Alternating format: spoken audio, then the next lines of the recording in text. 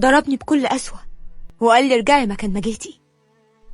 قلت له أنا بعيط بانهيار: سامحني يا بابا، أنا بنتك. رد عليا بانكسار وقال لي: بنتي؟ بعد إيه يا أمنية؟ بعد ما جبتي لي العار؟ بعد ما كسرت عيني؟ دي انتي كنتي أمنيتي في الدنيا، هنت عليكي. واتحولت نبرة صوته من انكسار لقسوة وعصبية، وبيقول لي: اطلعي بره، اطلعي بره بيتي. قلت له أنا بعيط وببص حواليا: طب عايزة أشوف أمي. قال لي بقسوة: هي مش عايزة تشوفك، اطلعي بره. خرجت وأنا منهارة، مش عارفة هروح فين ولا أجي منين. كان نفسي يسامحوني، بس أنا عارفة اللي عملته مفهوش سماح. أنا كسرتهم، بس هم كان ليهم دور في اللي حصل لي. قعدت جنب بيتنا وافتكرت اللي حصل لي. اسمي أمنية وعندي 20 سنة. اتولدت في أسرة متوسطة الحال، بس لما كبرنا ومصاريفنا زادت بقى مرتب بابا بيكفي أكلنا بالعافية. بس مش دي المشكلة، الظروف المادية اتعودنا عليها. المشكلة طبع ماما وبابا. أمي طول الوقت عصبية بتضربني على أتفه الأسباب. كنت بعيط بحرقة وبعيط بقهر على حالي. عمرها ما جت صلحتني أبدا. كنت بستناها تجيلي تاخدني في حضنها وتفهمني غلطي، بس للأسف ما كانتش بتيجي. وفي مرة حصل مشكلة بيني وبين زميلتي في المدرسة. أنا ما كنتش غلطانة نهائي، وكنت واثقة إني على حق. مديرة المدرسة عملت لنا استدعاء ولي أمر. أنا ما كانش هاممني لأني عارفة إني مش غلطانة. وماما لما عرفت اتعصبت جامد وجت معايا المدرسة. بس اللي كسرني إن ماما بدل ما تجيب لي حقي ضربتني قصاد المدرسين وقصاد زميلتي وقطعت لي هدومي. ومن كتر الضرب نزفت من مناخيري. بكل اختصار، أنا ما كانش وجعني الضرب، أنا وجعني نظرة زميلتي ليا. ماما أثبتت إن أنا اللي غلطانة، واللي وجعني أكتر نظرة النصر اللي كانت في عيون زميلتي. كرهت المدرسة وبقيت مش قادرة أواجه أصحابي، وتحولت من مظلومة دفعت عن حقها لبنت مش كويسة. ومن هنا جات لي فكرة إني لازم أسيب البيت، بس كنت منتظرة أعرف هروح على فين. أما بابا فما كانش ليه أي علاقة بينا نهائيا. لما كنت أطلب مني إن أخرج كان يقول لي: شوفي رأي إخواتك ومامتك الأول. وأخويا كان متحكم في كل حاجة تخصني، وكمان كان بيعاقبني. كنت بشوف ريم صاحبتي ومعاملة أهلها ليها كنت بحس بحزن. مر الوقت وبقى عندي 17 سنة، واتخطبت لعبد الرحمن جارنا. هو ما كانش مناسب ليا، بس أنا وافقت عشان عريس جاهز وهيخرجني من الكابوس اللي اسمه بيتنا. بس للأسف ما كملتش خطوبتي. عبد الرحمن سابني، والسبب معاملة أهلي ليا وليه. حزنت جدا وعيطت بحرقة لما بعتلي دبلته. انتظرت أمي تاخدني في حضنها، بس للأسف ده ما حصلش كالعادة. اللي حصل إنها زعقت لي جامد وقالت لي: بتعيطي ليه؟ عريس وراح. وكأن المفروض إني محزنش. كملت كلامها بقسوة وقالت لي: اوعي يكون عمل فيكي حاجة. كلامها صدمني جدا، وبقيت دايما بفكر إن أسيب البيت. وطبعا عشان ما كنتش بحس بحنان في بيتنا كنت بدور عليه بره. كنت بكلم شباب كتير على مواقع التواصل الاجتماعي، وطبعا كنت بقول لكل واحد إني بحبه. وفي يوم حصل بيني وبين أمي خناقة كبيرة، وكالعادة ضربتني. بس المرة دي صوتنا كان عالي قوي، وسمعوا خناقتنا أهل خطيب السابق، وكمان جم عشان يحوشوا. حسيت بكسرة نفس وقهر قدامهم. دخلت أوضتي ومسكت تليفوني وأنا متعصبة، وكلمت واحد أعرفه من مواقع التواصل الاجتماعي وأعرف إنه ظابط. لقيته بيقولي: انت إيه اللي مصبرك على العيشة دي؟ سيبيهم يا أمنية وعيشي لوحدك حياة مستقلة، وأنا مش هسيبك. كنت خايفة شوية، بس خلاص أخدت القرار. كنت مترددة شوية لحد ما شفت إعلان على مواقع التواصل الاجتماعي إن في شاب عاجز وطالب بنت تخدمه. طبعا فرحت جدا، وخرجت من بيتنا الصبح بدري ونفذت اللي في دماغي وسافرت القاهرة. ما كانش معايا فلوس نهائي. بعت التليفون اللي كانت جايبهولي عمتي ورحت بيت الشاب عشان أشتغل.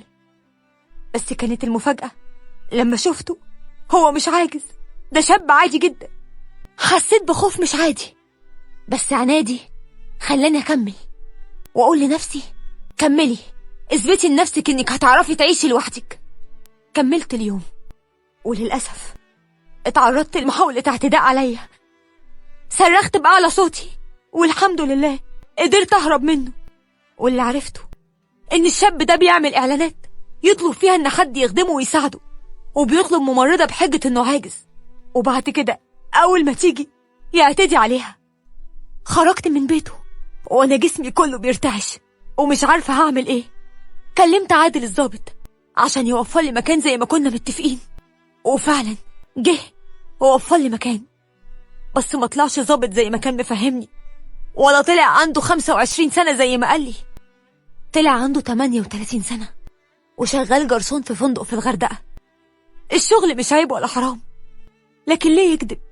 وعرفت ساعتها إن مواقع التواصل الاجتماعي أغلبها كذب، وستار قاعدين وراه وكل واحد بيكتب اللي هو عايزه. فلوسي خلصت وما كنتش عارفة هعمل إيه. عادل كان بيساعدني ماديا، وطبعا ده ما كانش لله ولا جدعنة. كل يوم كان بيطلب مني إنه يتجوزني عرفي، ولما صممت على الرفض قال لي أنا مش هصرف عليكي تاني. قلت له بحزن طب أنا هعمل إيه؟ قال لي سافري معايا الغردقة وأنا هجيب لك شغل هناك. وفعلا سافرت معاه وجاب لي شغل، بس شفت اللي عمري ما كنت أتخيله. شفت بنات سنها ما يكملش 18 سنة وبيتعاطوا جميع أنواع المخدرات وبيشربوا خمور. وطبعا عشان ما كانش عندي مكان عشت معاهم وتعلمت أشرب سجاير وكمان خمرة. بقت بالنسبة لي الخمرة زي العصير، لأن كنت بشتغل في بار وسطاني كان مخليني أكمل. كل اللي كانوا معايا ظروفهم كانت تشبه لي. اللي سابت بيتها عشان حبت واحد وأهلها كانوا معترضين سابته واتجوزته عرفي، وبعد فترة حصل بينهم خلاف وطردها. واللي اتطلقت وأهلها عملوها أسوأ معاملة فسابت البيت وهربت. واللي هربت من بيتها عشان ما عجبهاش عيشة أهلها لأنهم فقراء من وجهة نظرها وكانت أقل من كل اللي حواليها. دلوقتي بتتمنى ترجع لهم، بس خلاص فات الأوان. اللي فهمته إن الأسرة ليها دور مهم جدا. الأم لازم تحتوي ولادها ولما يكبروا تصاحبهم. مش كل حاجة تتحل بالعنف والضرب، عمر ما يكون ده حل. والأب لازم يكون السند والظهر لولاده، مش كل حاجة سايبها للأم وخلاص. فقت من شروطي وافتكرت المدير بتاعي وهو بيقول لي قدمت طلبات للزباين يا أمنية. وفعلا قدمت الطلبات للزباين، وفي اليوم ده شربت كتير جدا لدرجة إني كنت ماشية مش عارفة أنا رايحة فين. وتاني يوم صحيت لقيت نفسي في مكان غريب وجنبي واحد معرفوش.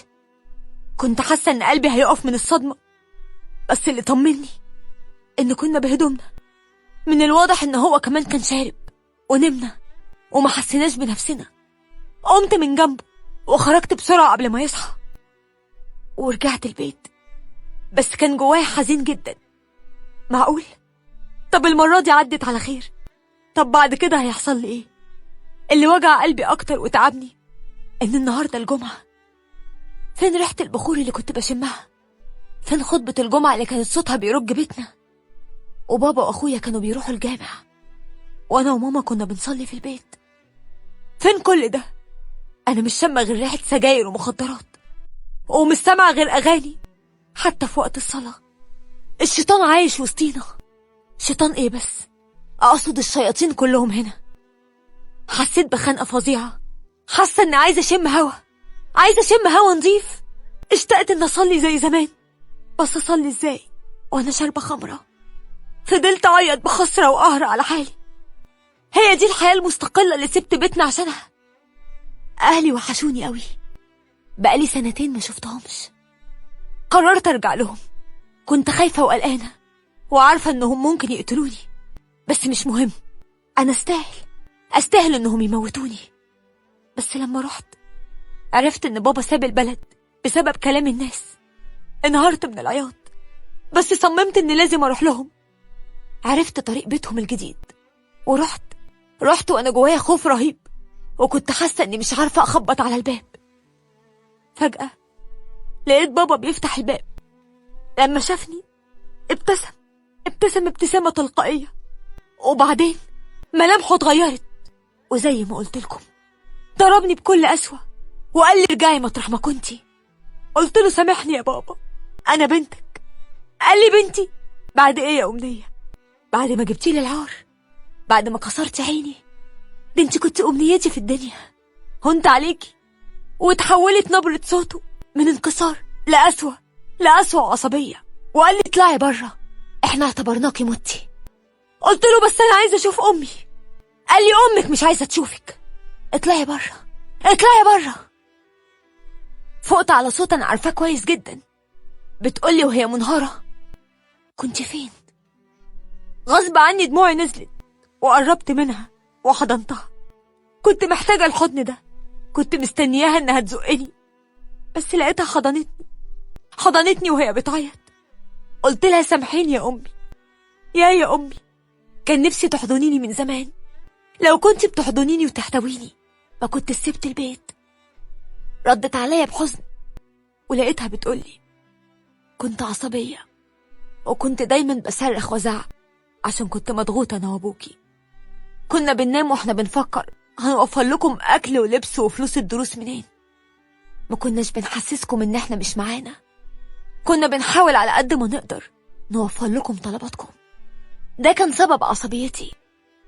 اما بعد ابوكي عني فكان سببه انه اشتغل شغلانة تانية عشان نقدر ندفع ايجار بيتنا المتأخر. قلت لها باستغراب شغل تاني؟ ردت عليا بصوت حزين ايوه، كان بيشتغل على تاكسي، وكنا مخبيين عليكم عشان ما تشيلوش الهم. وكملت وهي بتعيط وبتقولي احنا غلطنا، كان لازم نخليكم تشاركونا مشاكلنا ونخرج كل اللي جوانا. غلطت لما فكرت ان الشدة والعنف بتربي. بس انت يا أمنية ما غلطتيش. انهارت من العياط وقلت لها غلطت يا أمي، غلطت أكبر غلط، وحكيت لها كل اللي حصل من غير كده. سامحتني أمي، بس بابا وأخواتي كانوا رافضيني. قعدت عند خالتي شهر، وبعدين أهل ماما أقنعوا بابا إن أرجع البيت، ورجعني بعد ما اتأكد إني ما زلت بكر. أنا رجعت بيتنا، بس في كتير سابوا بيوتهم وما عرفوش يرجعوا. الهروب مش حل، الأهل سند وظهر وحماية. وبقول لكل بنت اوعي تسيبي بيتك لأي سبب من الأسباب. وبقول لكل أم احتوي أولادك وصاحبيهم واديهم الحنان بدل ما يدوروا عليه بره. وشاركوا مشاكلكم مع أولادكم عشان لما تتعصبوا عليهم يكونوا عارفين السبب. ولازم تعرفوا إن الشدة والحدة في المعاملة بتولد الانفجار. والكل أب يا ريت تكون أنت السند لولادك. احتوي ولادك، ومهما غلطوا سامحهم، مهما غلطوا عدلهم، مهما غلطوا صلح اللي باقي منهم.